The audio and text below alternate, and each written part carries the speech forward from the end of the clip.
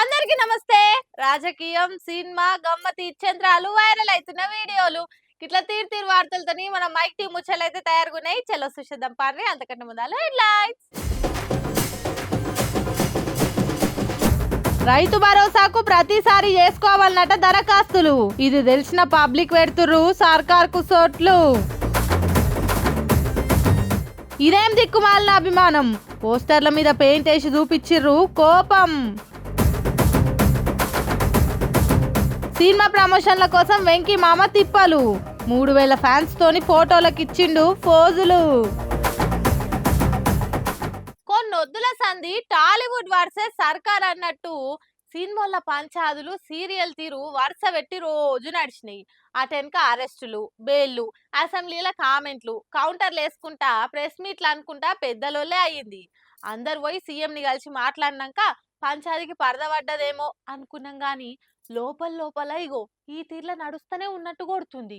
చూస్తుంటే సినిమా ఇండస్ట్రీలు కాంగ్రెస్ సర్కార్ కు సినిమా చూపిస్తందుకే ఫిక్స్ అయినట్టు కొడుతుంది. మీరు చేసేది మీరు చెయ్యుర్రి, మేమేం చేయాలనో మేము చేస్తామన్నట్టు వీళ్ళ కథ ఇల్లు వస్తున్నట్టే ఉంది. సంధ్య టాకీస్ కేసులా అల్లు అర్జున్ అరెస్ట్ చేసే వరకల్లా టాలీవుడ్ అంతా ఒక్క తాటి మీదకి వచ్చిర్రు. అరెస్ట్ అన్యాయం అనుకుంటా లాడాయికి దిగిర్రు. దాంతోనే అసెంబ్లీలో కూడా ఆ ముచ్చట మీద సీఎం రేవంత్ సీరియస్ అయి ఘాటు మాటలే అనుకొచ్చిండు. వెనక సిరి సినిమాలు పోయి సీఎం ను కలిసి మాట ముచ్చట పెట్టి శాల్వాలు కప్పి సన్మానం చేసి కలిసి నడుద్దామని కావలిచ్చుకొని వచ్చిర్రు. అయినా గాని లోపల మాత్రం సర్కార్ తీరు మీద గుర్రుగానే ఉన్నారని నొస్తుంది. అది చూపించేటట్టే కొత్త సినిమాల ప్రీ రిలీజ్ లను ప్లాన్ చేసినట్టు కొడుతుంది. దబిడే అనిపించేటందుకు బాలయ్య హీరోగా వస్తున్న డాకు మహారాజ్ సినిమా డల్లాస్ లా ప్రీ రిలీజ్ ఈవెంట్ పెట్టుకుర్రు. రామ్ చరణ్ హీరోగా వస్తున్న game changer cinema pre release function రాజమండ్రిలో ప్లాన్ చేసిర్రు. సంక్రాంతికి వస్తున్న సినిమా ప్రీ రిలీజ్ దావత్ భీమవరంలో పెట్టబోతుర్రు. ఇగో ఇట్లా సంక్రాంతికి వస్తున్న ఏ ఒక్క పెద్ద సినిమాది కూడా హైదరాబాద్ లో కాదు కదా,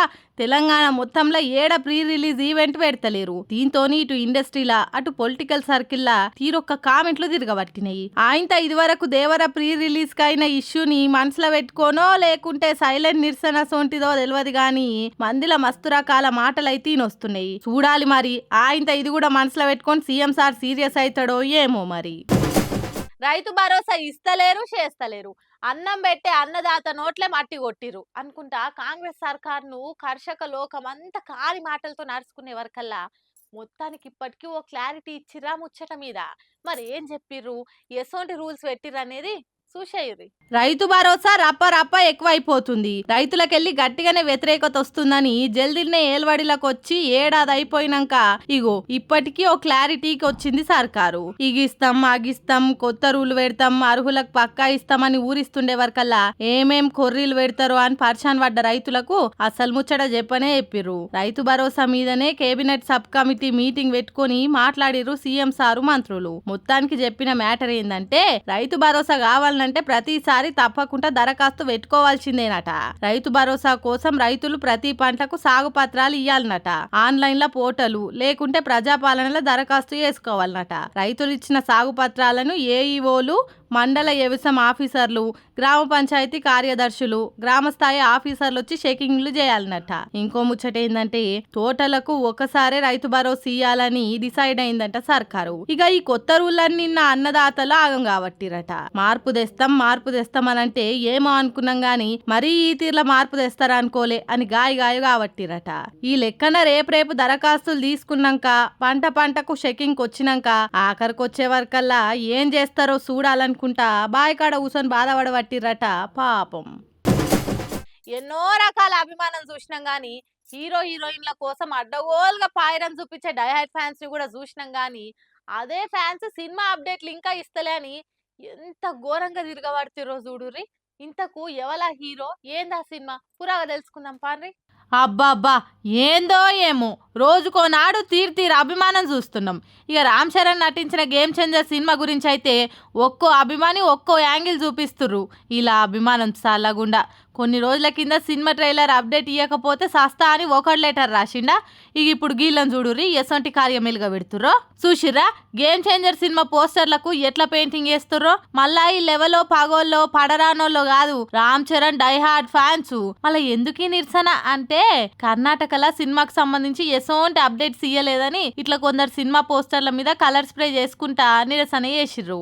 ఈ ముచ్చట తెలిసి ఇదేం అభిమానం రా అయ్యా, దిక్కుమాలిన అభిమానం, ఇయాలనో రేపో ఇస్తారు కావచ్చు. సినిమా అన్నప్పుడు జర అటు ఇటు అవుతుంది, గా మాత్రం ఆగలేరా? అంతదానికే ఇట్లా చెయ్యాలా? మీ పిసపాడుగాను. ఒకవేళ ఇదే పని మందే వలన చేస్తే ఊకుంటారా? నెత్తులు వాళ్ళగేదాకా కొట్టుకుంటారు. మళ్ళీ ఆలకో లెక్క మీకో లెక్కనా? ఇసొంటి పిచ్చి పనులన్నీ మానేసి సినిమా వచ్చినప్పుడే దోస్తులతోని కలిసిమెలిసి చూడుర్రి. అంతేగాని మీ హీరో పాతారా మీరే పల్సగా చేయకుర్రి అని గట్టిగానే సోట్లు పెడుతుర్రు.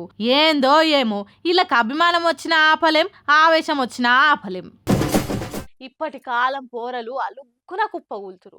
కానీ వెనకటోళ్ళు ఎంత గట్టిగా ఉంటారు. అందుకే వాళ్ళు 100 ఏళ్ళ దాకా బతికి రికార్డు కొట్టిన వాళ్ళు కూడా ఉన్నారు. అట్లనే మీకు ఆమెను చూపిస్తా. 52 ఏళ్ళకు కూడా వయసు పోర్ల కంటే ఎంత తోపు ఈత కొడుతుందో. ఈడ శాప లెక్క ఈత కొడుతుంది చూడుర్రి. ఆమె ఎంత ఏజ్ ఉంటది అనుకుంటుర్రు? నేను చెప్పుడు కాదు గాని ఆమె నోరుతో ఆమెనే చెప్తుందా టినుర్రి. నా పేరు గోలి శ్యామ్ల. నా ఏజ్ చెప్పుకోవడానికి నేను చాలా ప్రౌడ్ గా ఫీల్ అవుతాను. 52 ఇయర్స్ నాకు ఇప్పుడు.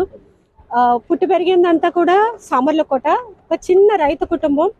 కానీ ఈరోజు స్విమ్మింగ్లో విశాఖపట్నం నుంచి స్టార్ట్ చేసి కాకినాడ వరకు రీచ్ అవ్వటం జరిగింది.